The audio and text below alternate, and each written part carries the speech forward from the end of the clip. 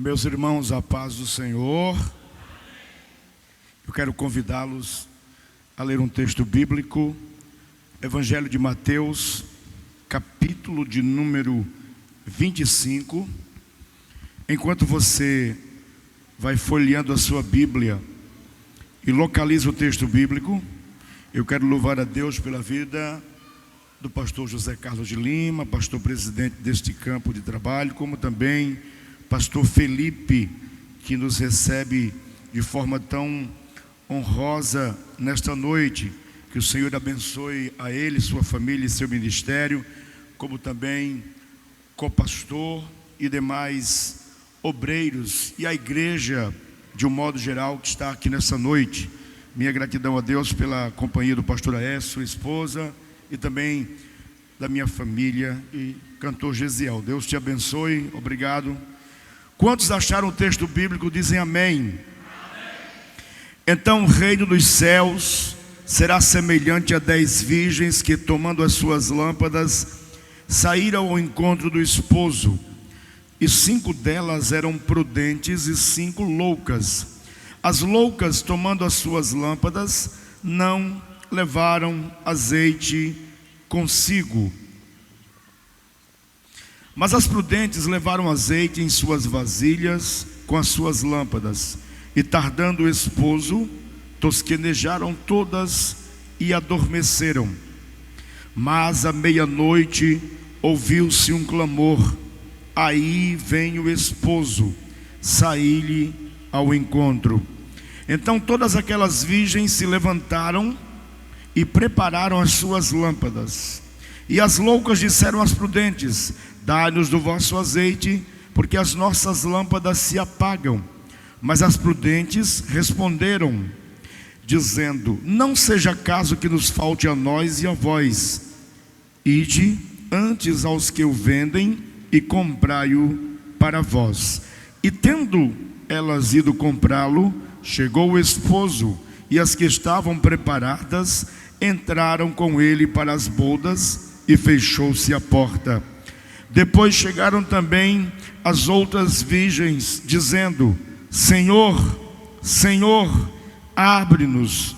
E ele, respondendo, disse: em verdade vos digo que vos não conheço. Vigiai, pois, porque não sabeis o dia nem a hora em que o Filho do Homem há de vir. Amém? Eu quero pedir gentilmente aos irmãos que repitam comigo um tema. Repita comigo: não durma sem encher a sua lâmpada. Esse texto é de uma riqueza e de uma profundidade profunda e maravilhosa. Acima de tudo, eu devo dizer aos irmãos que todo texto bíblico traz consigo um certo nível de complexidade e que nos desafia a compreensão.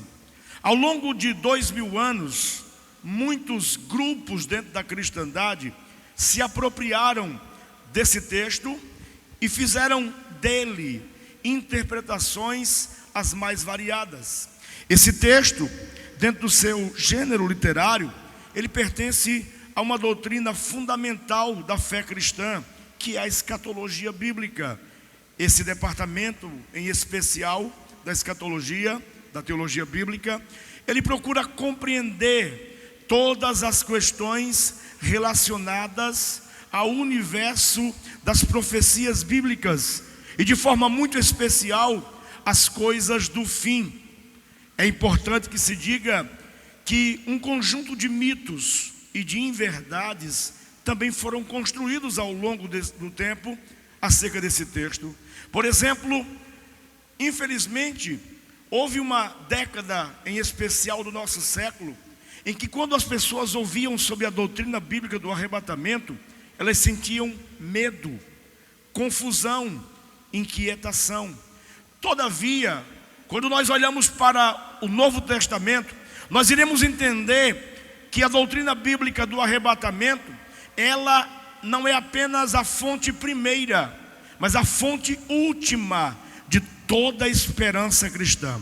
Veja, por exemplo, 1 Tessalonicenses capítulo 2, Paulo percebe que muitos membros da igreja de Tessalônica estão morrendo por causa da perseguição imperial. E dúvidas começam a pairar no meio da igreja.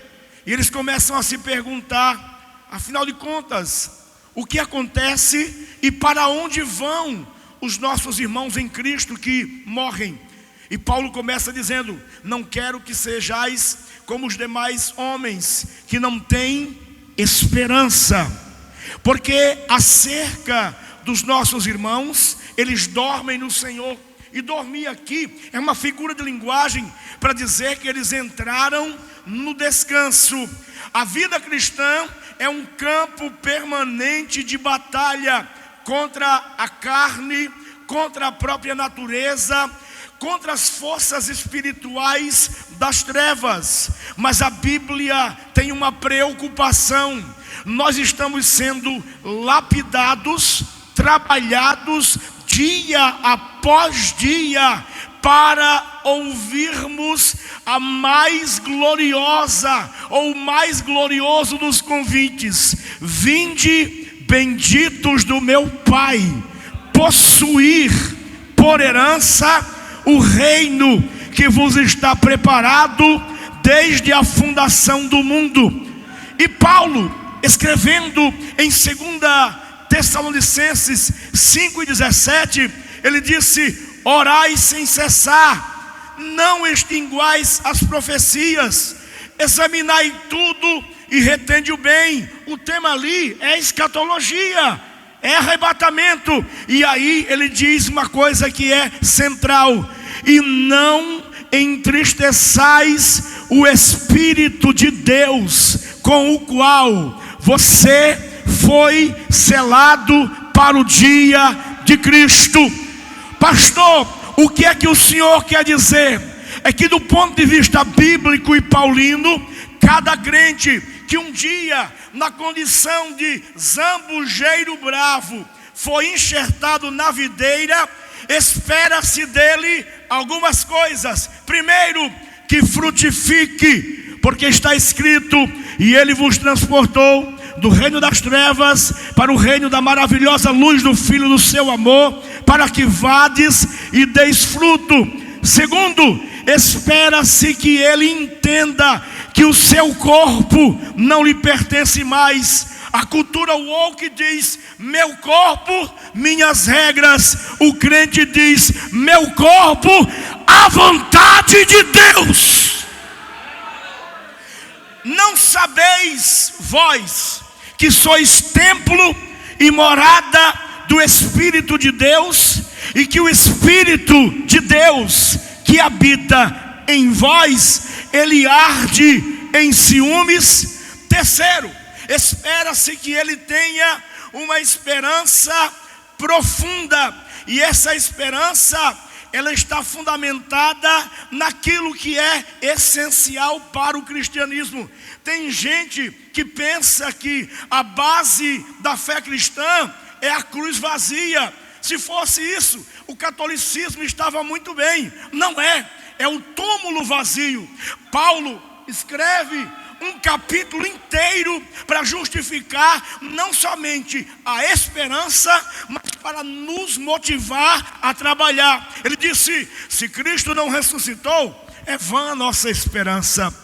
Não há esperança para os que dormem. Não passamos de uma companhia teatral de homens que ao longo dos séculos encarnaram uma mentira, dizendo que Cristo ressuscitou dos mortos, mas ele não ressuscitou.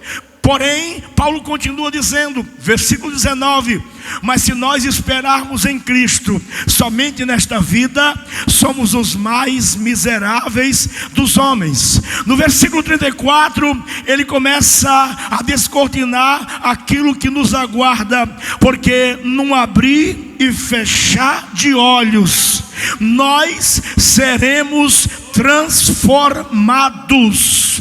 Então diremos nós: tragada foi a morte na vitória. Onde está ó morte, o teu aguilhão. Aí Paulo nos desafia a viver e, se preciso for, morrer pelo Evangelho, dizendo: sede pois firmes e constantes, sempre abundantes na obra do Senhor, sabendo que no Senhor a vossa obra não é vã, ela terá recompensa. Paulo está dizendo: patrão pode deixar de pagar, empresa pode driblar a lei e recorrer a mecanismos legais jurídicos e lhe prejudicar, mas Paulo está dizendo: trabalhe, porque quem vai lhe pagar já ressuscitou.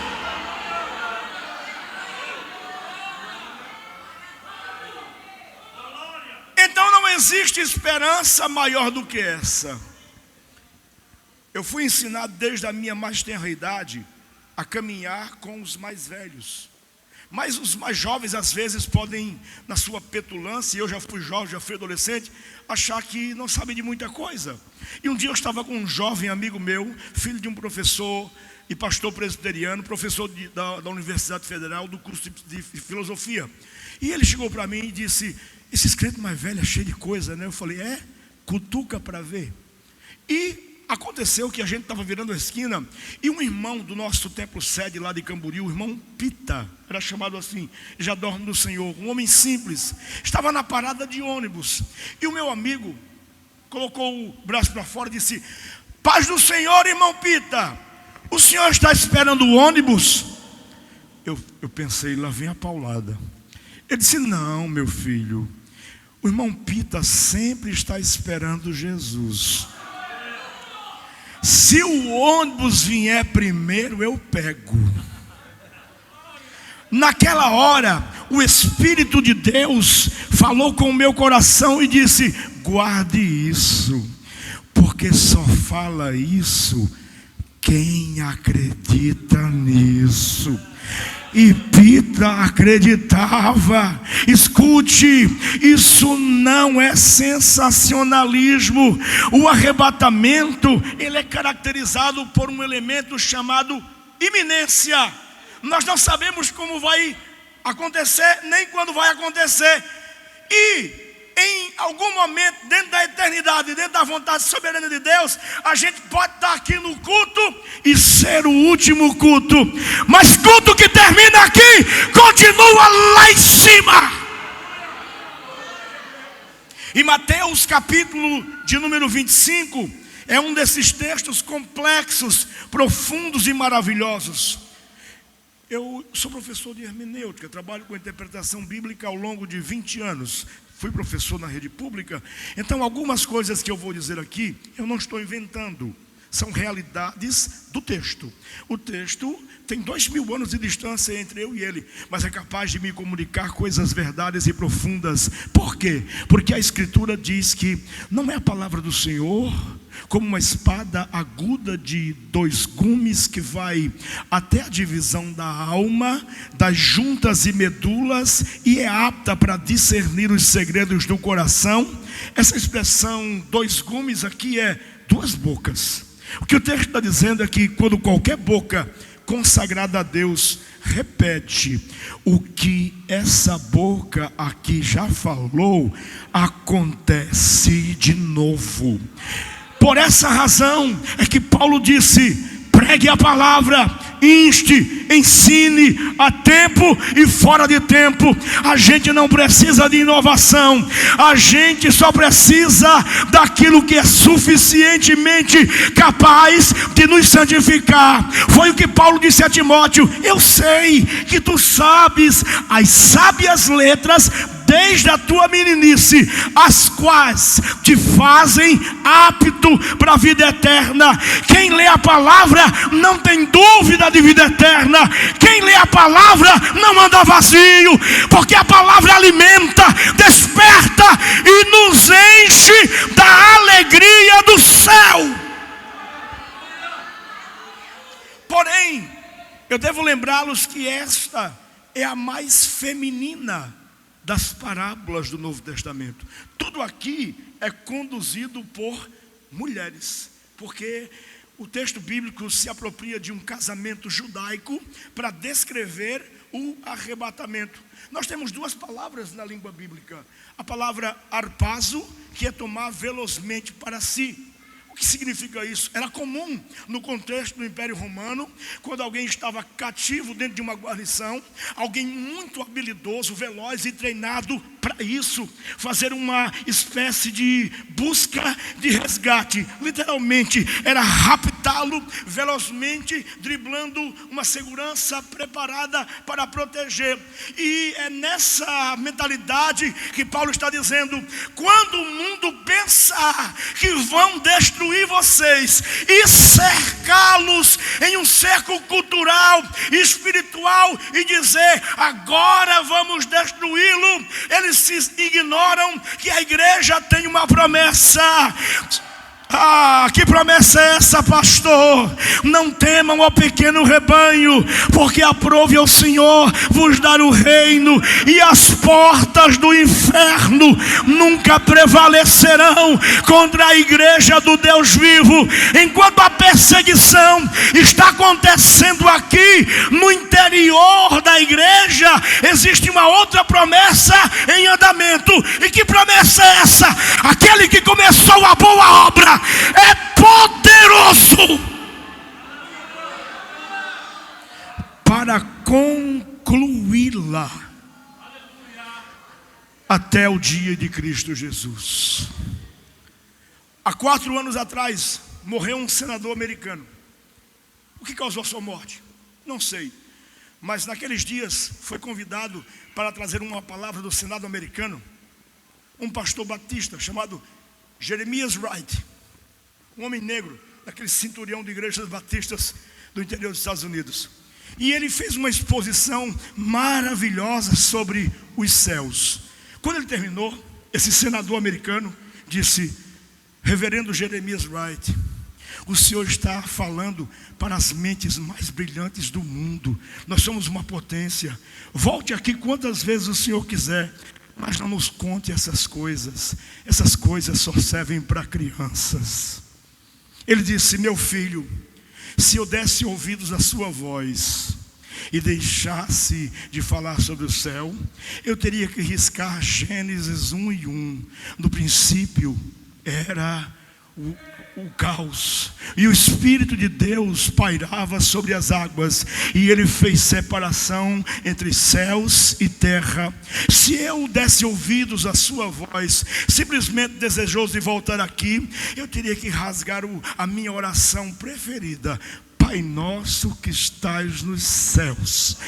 Meu filho, se eu tivesse que dar ouvidos a você simplesmente para voltar aqui, eu teria que entender que Paulo estava equivocado quando disse: mas a nossa cidade desce adereçada, ataviada como uma noiva a encontrar-se com o seu Senhor.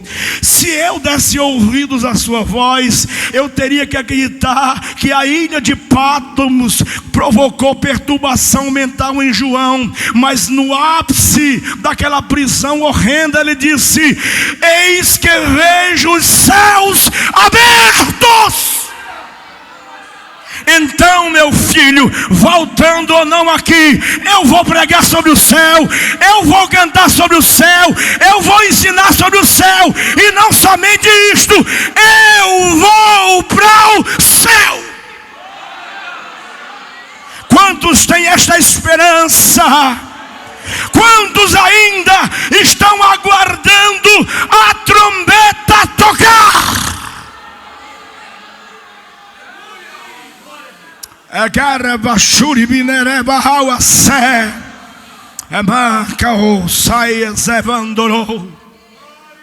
O capítulo 25, ele não pode ser compreendido sem o capítulo 24. Eu quero que você compreenda isso. O capítulo 24 completamente, ele pertence àquilo que chamamos de era tribulacional.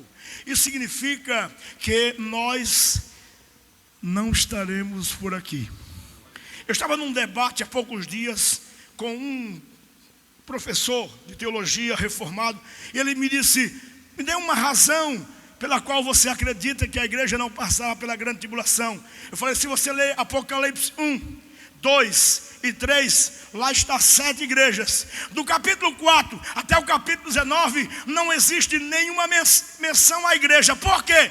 Porque a igreja está lidando e vivendo numa outra realidade. Ela não está no período da grande tribulação, ela está nas bodas do Cordeiro. Eu não preciso guardar dinheiro para fazer um bunker. Eu não preciso investir em segurança de ponta. Eu preciso fazer aquilo que a Bíblia diz. Quem tem ouvidos para ouvir, ouça o que o Espírito diz à igreja. E Paulo, consolando a igreja de Tessalônica, diz: ante o soar da última trombeta, nós seremos atraídos em glória e estaremos para sempre com Ele. Engraçado que Paulo termina dizendo o seguinte: consolai-vos uns aos outros com estas palavras. E isso me faz associar isso a Elias. O anjo diz: come, porque com a força desta comida tu caminharás, porque muito longa é a tua jornada. Então não importa em que período ele virá, eu devo lembrá-lo que você foi selado para esse dia. Haverá uma grande festa, e você não será um estranho. Não, em todo tempo sejam alvas as vossas vestes, e nunca falte o azeite sobre a tua cabeça. Não importa em que época, estação ou fuso horário ele venha. Se houver um crente no Japão, será arrebatado. Se houver um crente na Paraíba, será arrebatado. Se houver um crente no Iraque, será arrebatado. Se houver crentes lá em Lagoa, serão arrebatados. Porque a força que nos atrairá a Ele, a física quântica não conhece, não domina, mas é da competência daquele que nos prometeu. E Ele não vos destinou a ira, mas a vida eterna.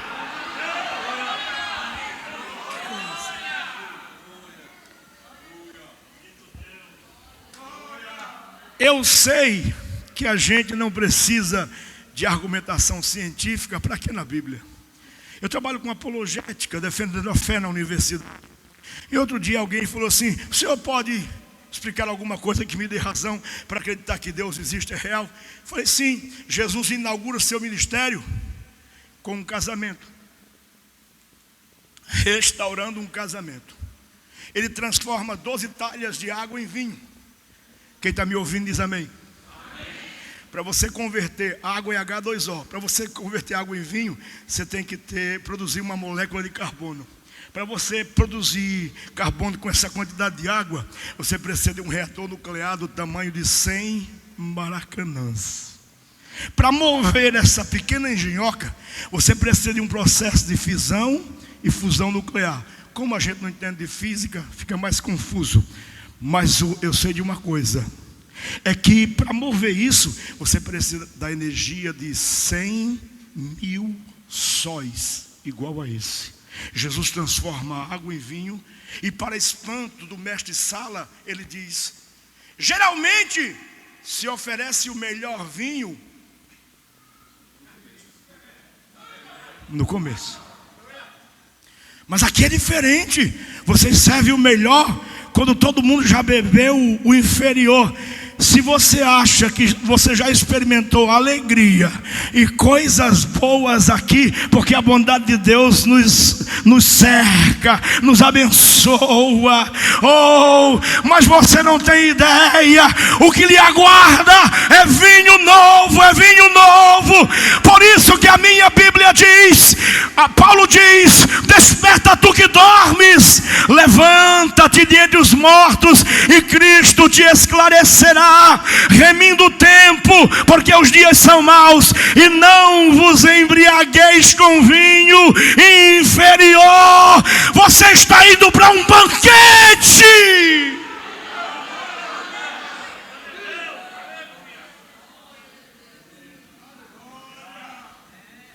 Só que esse texto bíblico, ele tem 3 elementos culturais. Eu quero explicar 3 deles. Primeiro, na cultura ocidental, noiva que se preza chega atrasada.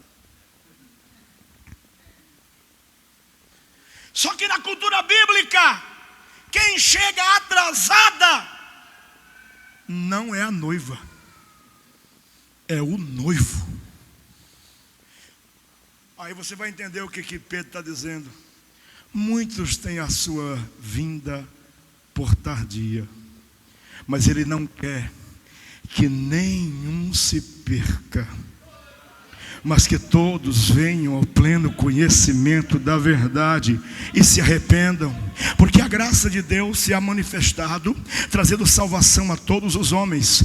Essa é a pregação de Paulo para Roma, mas é a mesma pregação para os gregos. Atos 17 e 56. E Deus tem determinado um dia que com justiça há de julgar os homens. Por isso convoca todos os homens em todos os lugares que se arrependam. Por quê? Porque Ele deu prova disto, ressuscitando o juiz de entre os mortos. Sabe, algumas pessoas alimentam um desejo maravilhoso, isso é bom, de um dia ir a Israel como turista e ler lá em inglês. Ele não está aqui, já ressuscitou. Essa é uma possibilidade para qualquer turista, mas isso não é promessa para a igreja. E qual é a promessa para a igreja? Onde houver 2 ou 3 reunidos no meu nome, aí eu estarei no meio de vós. Para você ir ao lugar aonde Ele esteve, você tem que viajar 20.000 quilômetros, mas para você vir ao lugar onde Ele está, é só adorar. O primeiro elemento é esse, é que a cultura bíblica de Israel e toda essa parábola, ela gira em torno disso. É uma negociação comercial. O pai da noiva está conversando com o noivo. Eles já são noivos há 1 ano, mas no dia do casamento, na semana do casamento, eles estão discutindo o dote. Imagine a seguinte cena: o pai, vamos chamá-lo de Ismael. Ismael é pai de uma menina chamada Rebeca, e tem lá o Iosef, ou Iosef. Ele quer casar com Rebeca. Ele diz: eu dou 50.000 shequéis, é a moeda de Israel, pela mão da Rebeca. Ele disse: você está brincando comigo? Rebeca sabe trabalhar na amassadeira, produz a partir do azeite da prensa óleo para o templo. Você está pensando que a minha menina não tem valor? E a negociação entra noite adentro, noite adentro. Às vezes essa negociação dura 1 dia, 2, 3, 4, 5, 6 e até 7 dias. Só que enquanto isso, tem 2 grupos preparados no extremo da aldeia: os amigos do noivo e as amigas da noiva. Aqui eu quero que você compreenda qual é o papel do amigo do noivo. Nós somos padrinho de casamento. Eu falo isso com propriedade. Sou paraibano, sou nordestino, mas sou de ascendência judaica, sefaradita. Então estou falando de uma coisa que é realidade, que eu entendo e vivi de alguma maneira. Na cultura bíblica de Israel, quando você é padrinho de casamento, não é só no dia da festa. Se o casamento entrar em crise, você para tudo que você está fazendo para dar suporte para o casamento. Surgiu uma crise financeira, sabe quem é que vai fazer o empréstimo? O padrinho. Os nubentes adoeceram, sabe quem é que vai providenciar remédio? O padrinho. Então isso significa que quem é padrinho de casamento na cultura bíblica é amigo do noivo, e isso é para a vida toda. Aí você vai descobrir que quando você sabe qual é o seu lugar na festa, você não atrapalha ninguém. Chegaram para João Batista e disseram: abra o olho, Jesus está com mais discípulos do que você. Ele disse: eu sou amigo do noivo, e eu estou satisfeito com isto. Você sabe qual é o seu lugar dentro da vontade de Deus? Quando eu sei o meu lugar dentro da vontade de Deus, eu sei que Deus me habilitou para fazer coisas que outro não fará. E tudo isso aqui é uma grande engrenagem. Tem peças maiores do que outras, mas nenhuma peça é inferior. Todas são centrais. Porque se você jogar um pequeno pedaço de arame no motor, ele para tudo. Isso aqui precisa andar em harmonia. E eu me lembrei agora de um professor experiente de psiquiatria. Ele foi levar um jovem que estava se formando no hospital psiquiátrico. E quando ele chegou lá, ele ficou assustado, porque os loucos que faziam parte daquele hospital eram grandes, corpulentos. E o jovem assustado disse: doutor, professor, o senhor já imaginou o perigo que a gente está correndo? Já imaginou se esses loucos se unem? A gente vai morrer. E o velho professor deu uma risada. Fique tranquilo, meu filho. Loucos não se unem. Loucos não se unem. Mas acerca de nós é dito: estavam todos os dias no templo, juntos, unidos. Escute, uma das marcas de uma igreja poderosa é uma igreja marcada por unidade, porque o arrebatamento não se dará por atacado. A gente vai ser arrebatado todos de uma só vez. Então a mão que está do seu lado vai subir com você. Nós precisamos viver em unidade.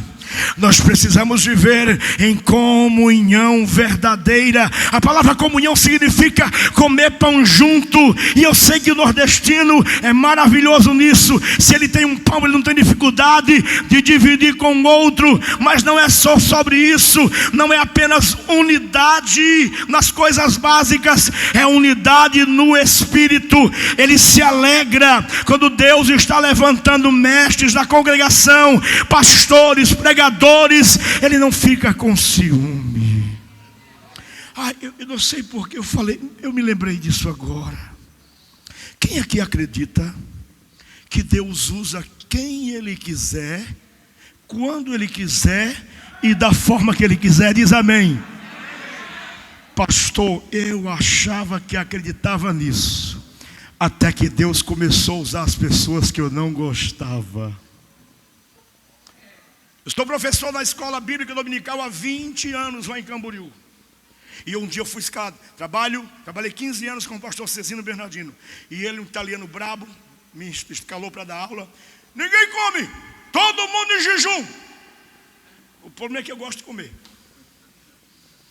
E eu acho que quem não gosta de comer está com defeito de fabricação. Fui escalado para dar aula naquele dia. E eu fui mais cedo, fui a pé.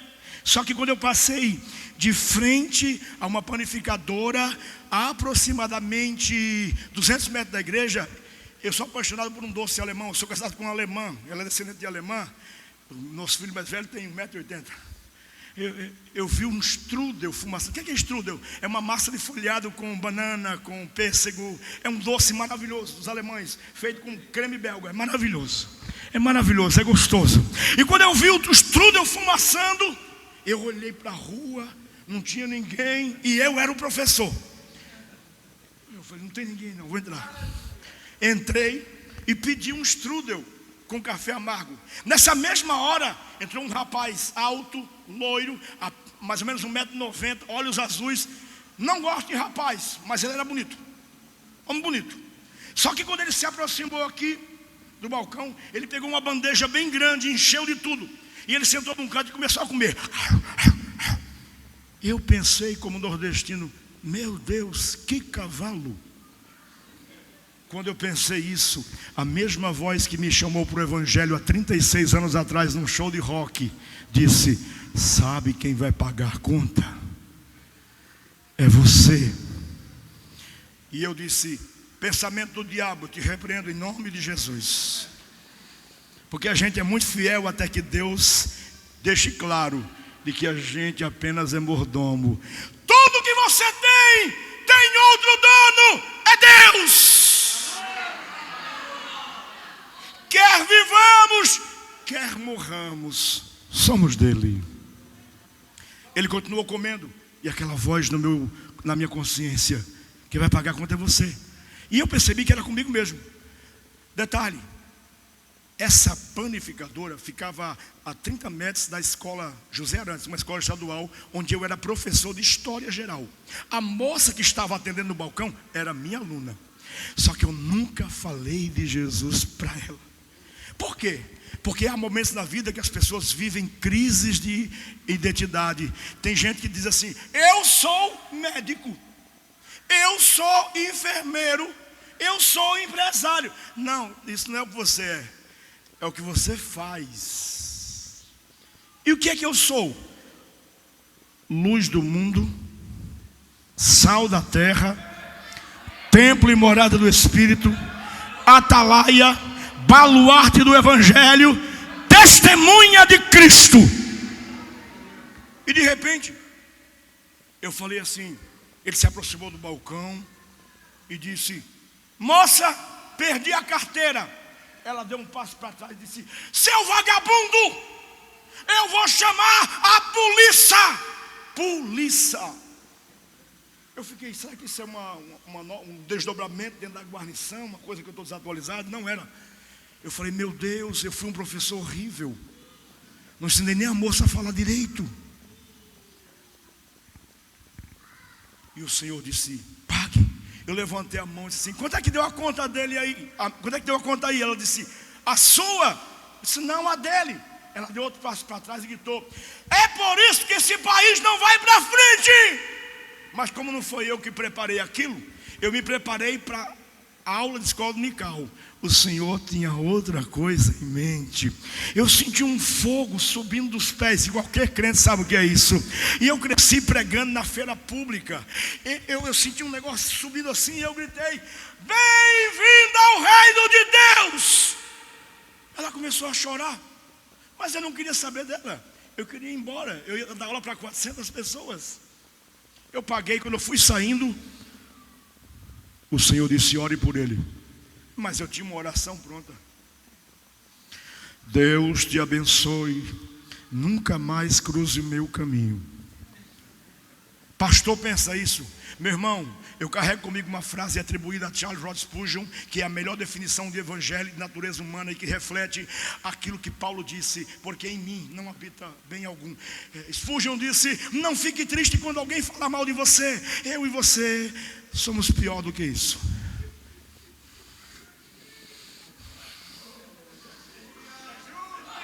Você acha que você está aqui porque você é bom? É graça, é misericórdia.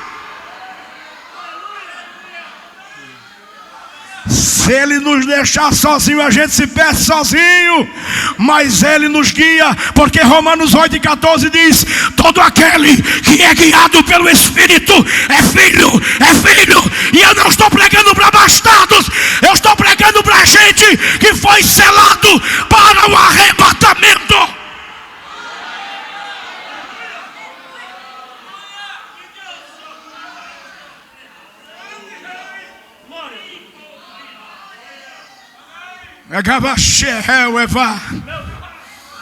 Amboreba Kitzal leva em Jamaval Calebarado saia da reva show. Por enquanto nós estamos aqui, mas nós não estamos sozinhos. Ele está conosco. Quem pode adorá-lo? Quem pode bendizê-lo?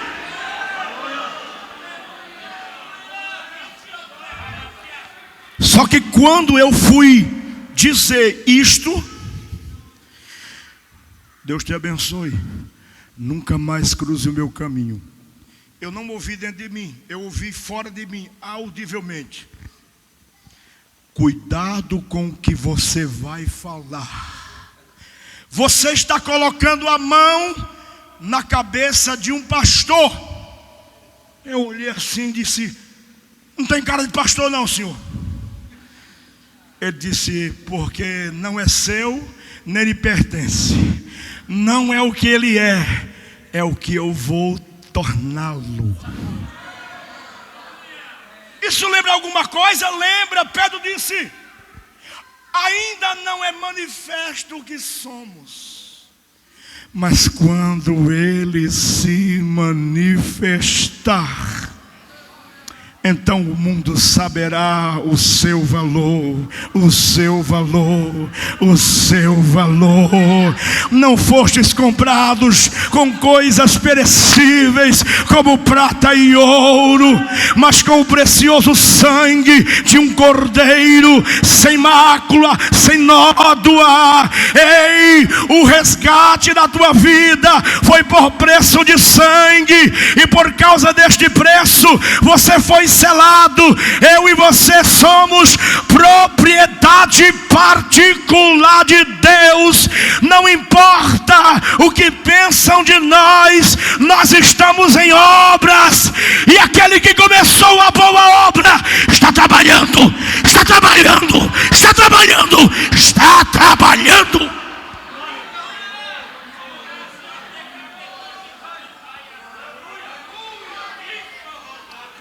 E eu fiquei chocado com aquilo. Aquela mesma voz falou assim: assim como eu fui lhe buscar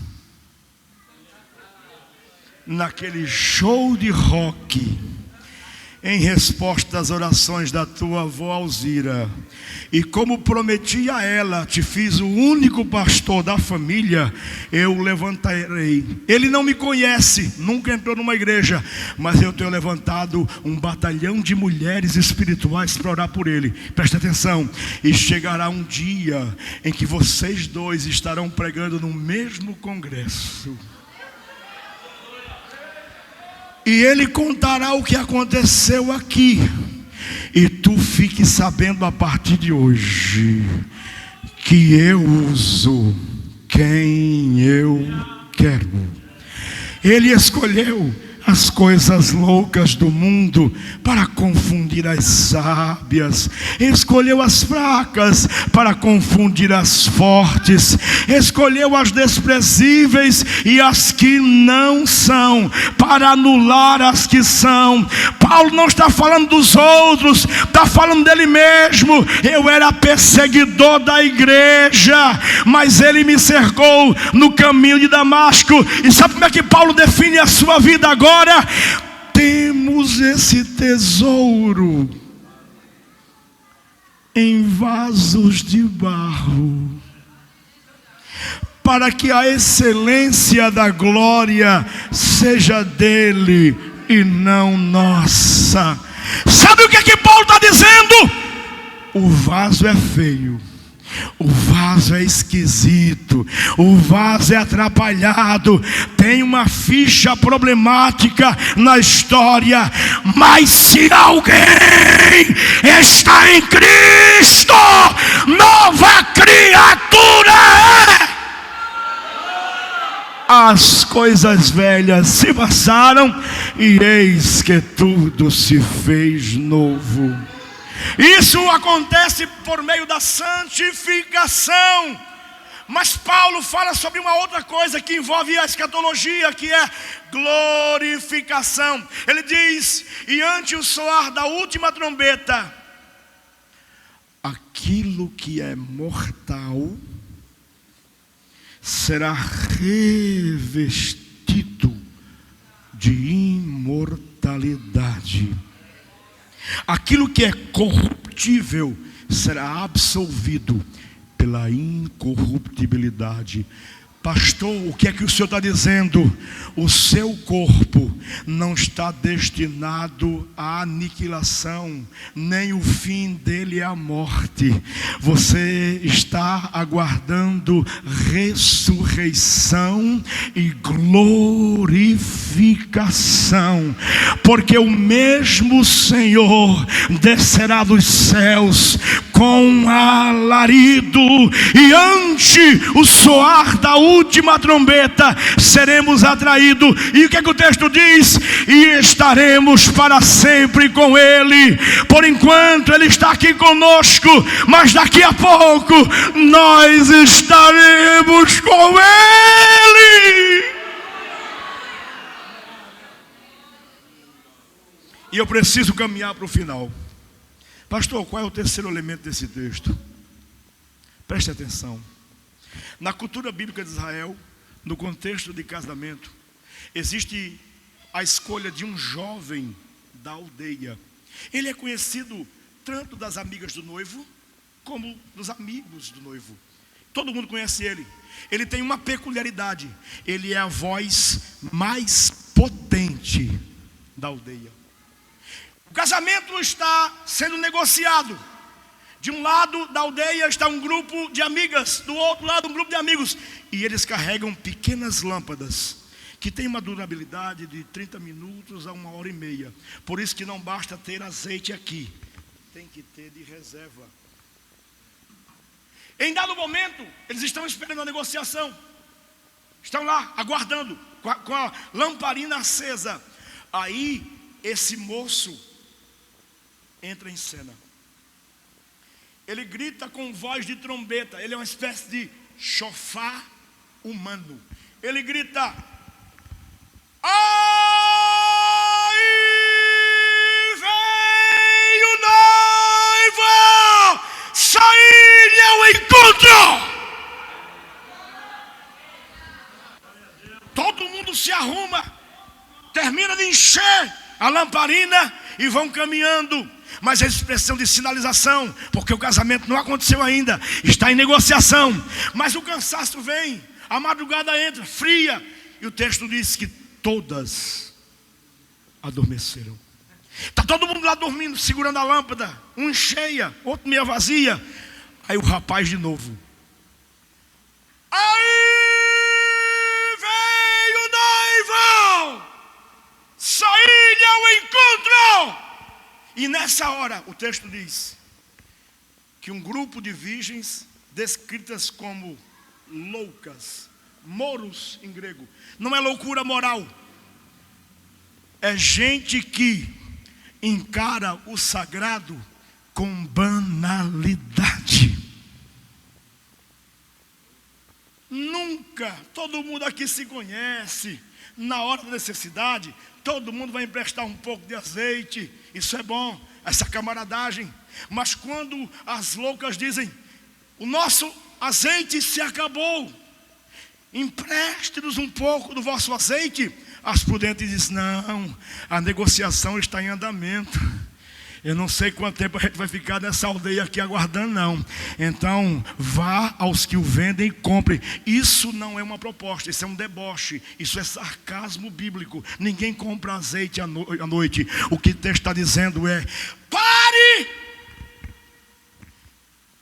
de ignorar a maior prioridade de alguém que foi convidado para um casamento.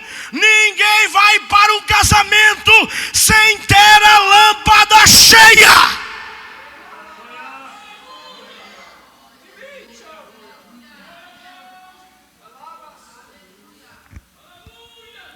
Finalmente a negociação aconteceu.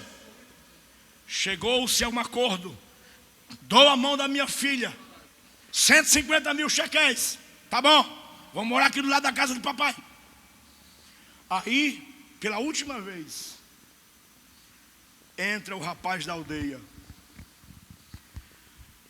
Aí veio o noivo. E dessa vez vem mesmo.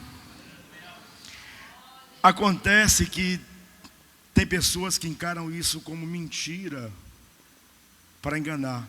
É igual a história de um grupo de cavalos que se combinou, estavam recebendo ataques de lobos. Vamos se revezar. Um fica acordado para que a gente não seja devorado. Só que o que ficou lá pastorando sozinho ficou com medo e disse: vai que esses lobos vêm em cima de mim e devoram. Ele relinchou. Os cavalos vieram. O que foi? Nada. Só para ver se você estava acordado mesmo. E ele fez isso pela segunda vez, terceira vez. Quando foi na quarta vez, os lobos vieram, estavam comendo ele vivo. E ele relinchava. E sabe o que o grupo de cavalo disse? Ele está brincando. Muitos têm a sua vinda por tardia. Escute, eu sou professor de história, trabalho com apologética. Olhe para o cenário mundial e religioso. Tudo aponta para uma verdade perturbadora. o noivo está chegando.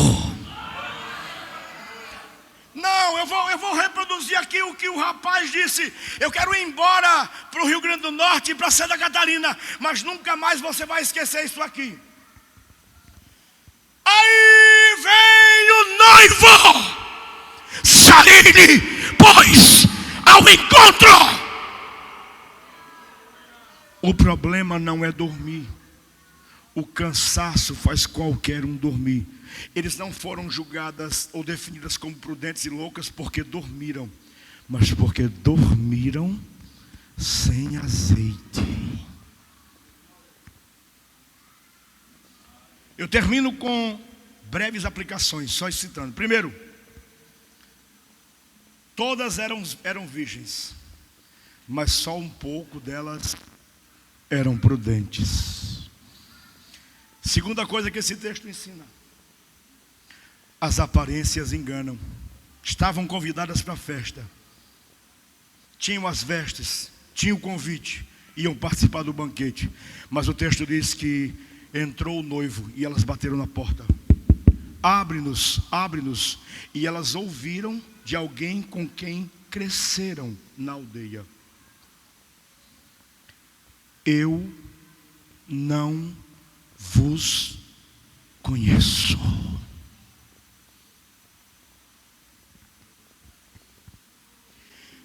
Do que é que isso está falando, pastor?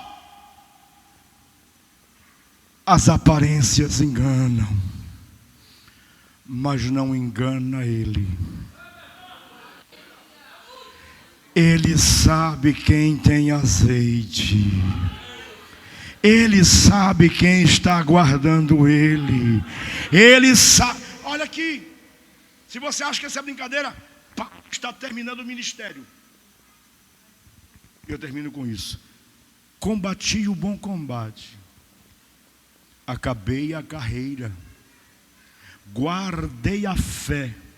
Desde agora, a coroa da justiça me está reservada, a qual o justo juiz me dará. Não somente a mim, mas a todos quantos amarem a sua vinda.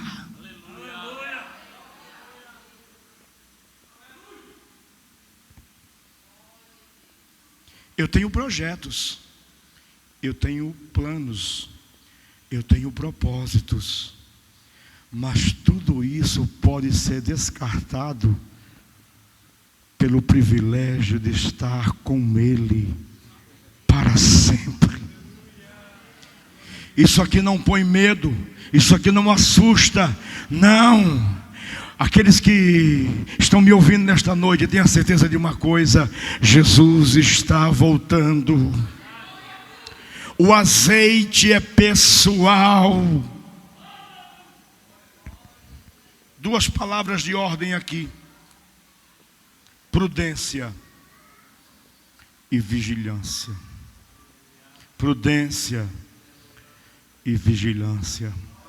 Prudência e vigilância. Quantos nessa noite aqui acreditam em profecia bíblica? Então levante a mão que eu quero profetizar em nome do Senhor. Se não se cumprir o que eu estou dizendo aqui, pode me chamar de mentiroso. Rogo-vos, pois, irmãos, pelas compaixões de Deus, que apresenteis o vosso corpo por sacrifício vivo, santo e agradável a Deus, que é o vosso culto racional. E não vos conformeis com este século, mas transformai-vos pela renovação do vosso novo entendimento, para que experimenteis qual seja a boa, perfeita e agradável vontade de Deus. Quantos nesta noite gostariam de receber uma visitação do Espírito? Ele está aqui. Adore a Ele, adore a Ele. Fica de pé comigo, fica de pé. Jailton e Beatriz, vem louvar o nome do Senhor. Quem quer receber renovo e revestimento e azeite na vida, vem para frente, vem para frente.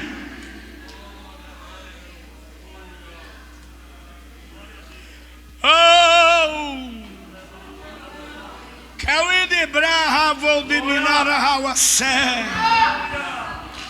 Kepain de Voldare Mandorou, Kiliahau abandonou me açaí. Oh, que notícia gloriosa! Jesus está vivo, ressuscitou, voltará, e Ele não nos apanhará de surpresa, porque Ele tem nos selado com seu Espírito.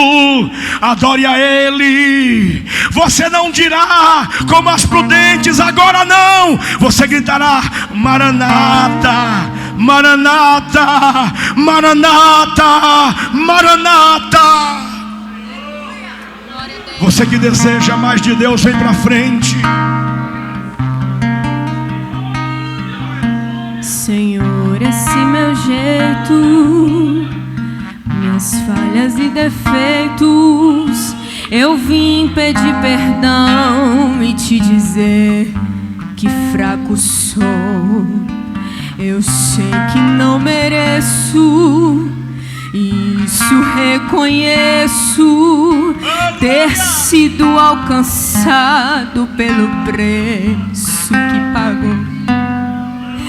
Me viste ainda informe, decidiste me amar, e mesmo já sabendo que eu poderia errar, eu não tenho muita coisa, mas eu tenho um coração que hoje decidi deixar completamente em tuas mãos. Me rendo aos teus pés e anulo o que há em mim. Eu quero cada vez menos de mim, mais de ti. Preenche o que faltar e fazes transbordar. Retira, Pai, de mim aquilo que não te agrada. Toca-me, Senhor. Muda quem eu sou. Aleluia.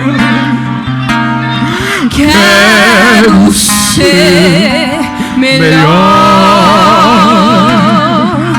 e que em mim tu sejas sempre o maior. Aleluia, aleluia, aleluia.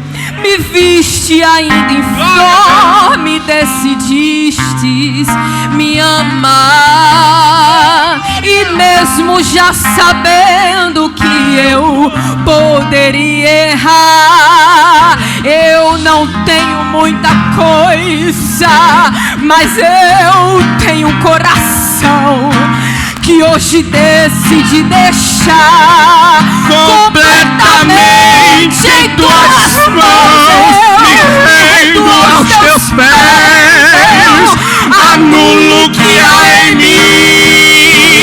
Eu quero cada vez menos de mim, mais de ti. Preenche o que faltar e fazes transbordar. Retira, Pai, de mim aquilo que não te agrada.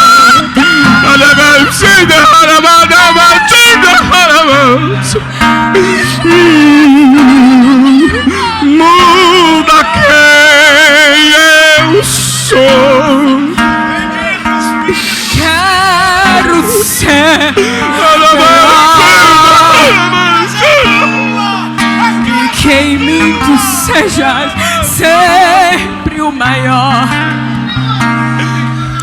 e que cada passo meu seja guiado pelos teus que o Senhor possa se agradar de mim, que a minha atitude seja igual à do Senhor. Aleluia. E que tudo que eu faça seja para o teu louvor. Me rendo aos teus pés e anulo o que há em mim. Eu quero cada vez menos de mim, mais de ti. Preenche o que faltar e fazes transbordar. Retira, Pai, de mim aquilo que não te agrada. Toca, toca, Senhor. Muda quem eu sou. Eu quero ser melhor e que em mim tu sejas sempre o maior, e que em mim tu sejas sempre o maior, e que em mim tu sejas sempre o maior. Que ele cresça e que eu e você venhamos diminuir, que nós venhamos a nos constranger com a glória e com a presença dele. Levante a mão para mim orar com você. Pai, nós te louvamos por tua bondade e por tua misericórdia. Obrigado por ouvir a tua voz. Obrigado porque a tua palavra nos exorta, nos confronta e nos consola. Que cada servo teu saia daqui com um sentimento de urgência e um anseio de plenitude. Meu Deus, eu quero declarar sobre o teu povo nesta noite 3 coisas. Na medida em que eu declaro, você diz amém. Eu declaro a paz de Deus que excede todo entendimento, e quem crê diz amém. Eu declaro longevidade, você não vai morrer nem andar vazio, o Senhor lhe encherá, e quem crê diz amém. Eu declaro prosperidade, a bênção do Senhor enriquece e não acrescenta dores, e quem crê dá glória a Deus.